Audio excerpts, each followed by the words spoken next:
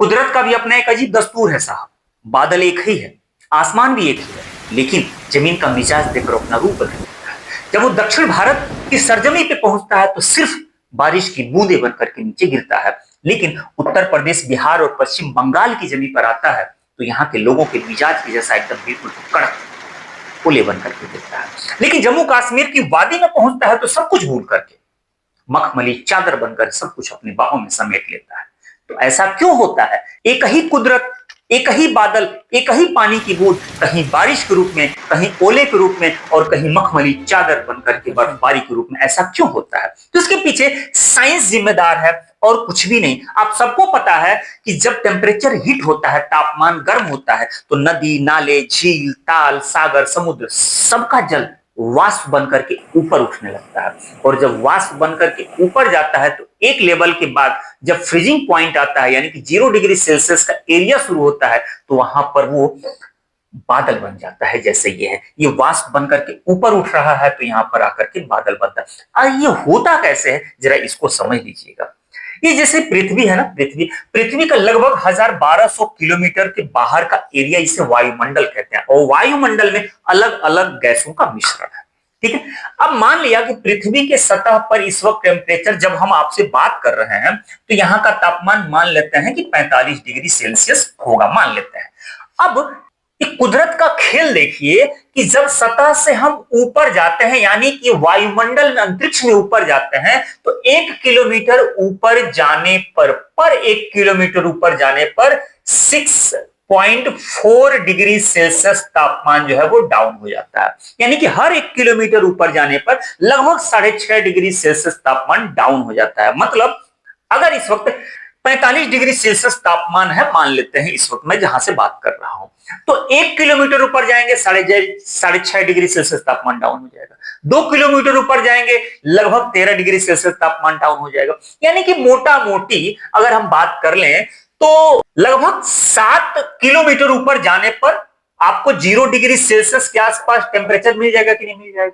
एकदम मिल जाएगा।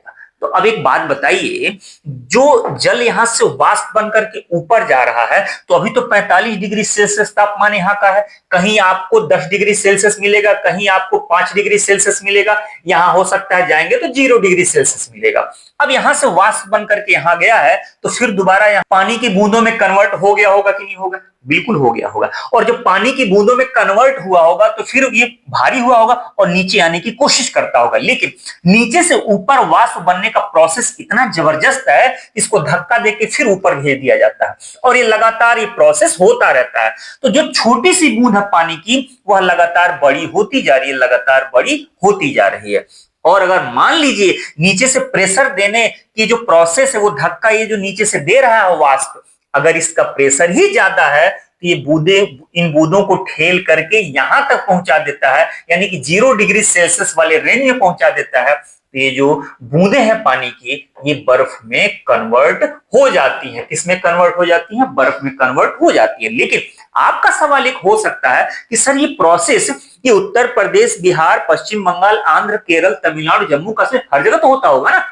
चलिए मान लेते हैं जम्मू कश्मीर में नहीं होता होगा क्योंकि वहां टेम्परेचर इतना हीट नहीं होता है, लेकिन बाकी जगह तो होता ही होगा। बिल्कुल सही, बाकी जगह होता है। लेकिन एक बात सुनिएगा, जो साउथ इंडिया का जो एरिया है, दक्षिण भारत का जो एरिया है, वो इक्वेटर के ज्यादा करीब है, यानी कि भूमध्य रेखा के ज्यादा करीब है। तो वहां का टेम्परेचर ज्यादा हीट होता है। और ज्यादा हीट टेम्परेचर ही नहीं होता है, इसका ऊपर का एरिया भी उतना ही हीट होता है। और अपने नॉर्थ इंडिया में, यानी कि उत्तर भारत में, टेम्परेचर अगर यहां हीट होगा तो बहुत मुश्किल से 2-3 किलोमीटर जाते ही मुश्किल से वो 4-5 डिग्री सेल्सियस में आ जाएगा। जबकि दक्षिण भारत का टेम्परेचर बहुत दूर तक बना रहता है हीट, वो ज्यादा गर्म है ना।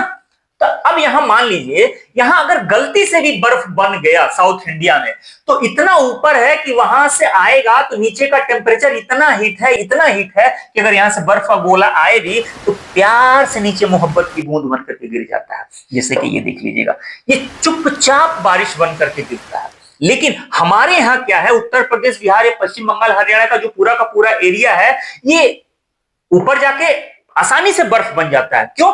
क्योंकि यहां का टेम्परेचर ज्यादा डिफरेंस है। नीचे हाई टेम्परेचर है तो ऊपर फौरन जाके लो टेम्परेचर में कन्वर्ट हो जाता है, तो ऊपर आसानी से बर्फ बनता है और इतनी दूरी नहीं होती। मान ली इतना बड़ा बर्फ है, अगर ऊपर से नीचे गिर रहा है तो गिरते गिरते गिरते गिरते इतना बड़ा टुकड़ा तो बच ही जाएगा।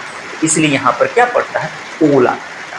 ठीक, लेकिन अब बात करते हैं जरा जम्मू कश्मीर की इन वादियों को। यहां सीधी सी बात है, यहां वाष्पीकरण की तो बात ही नहीं है। यहां टेम्परेचर इतना हीट होता ही नहीं है कि वाष्प बनकर के ऊपर जाए। यहां तो सब कुछ ऊपर से नीचे गिरता है। ये जो है छोटे छोटे ये जो जलवाष्प है, पानी की छोटी छोटी बूंदे हैं, कण है, ये खुद ही क्रिस्टल के रूप में बन करके रुई के फाहे के रूप में ऊपर से नीचे गिरती हैं। तो फिर यहां आती कैसे हैं? अब देख लीजिएगा, जम्मू कश्मीर या हिमाचल की वादियों को छोड़ करके अन्य राज्यों में वाष्पीकरण की प्रक्रिया जो हो रही है, ये जल वाष्प वाष्प बनकर के ऊपर जा रहा है, तो हवाओं के झोंके में जम्मू कश्मीर की तरफ भी चले जाता है। और जो ही जम्मू कश्मीर के एरिया में गए, ये हिमाचल की वादियों के एरिया में गए, तो वहां का टेम्परेचर जो होता है वह सतह से ही 0 डिग्री सेल्सियस होता है।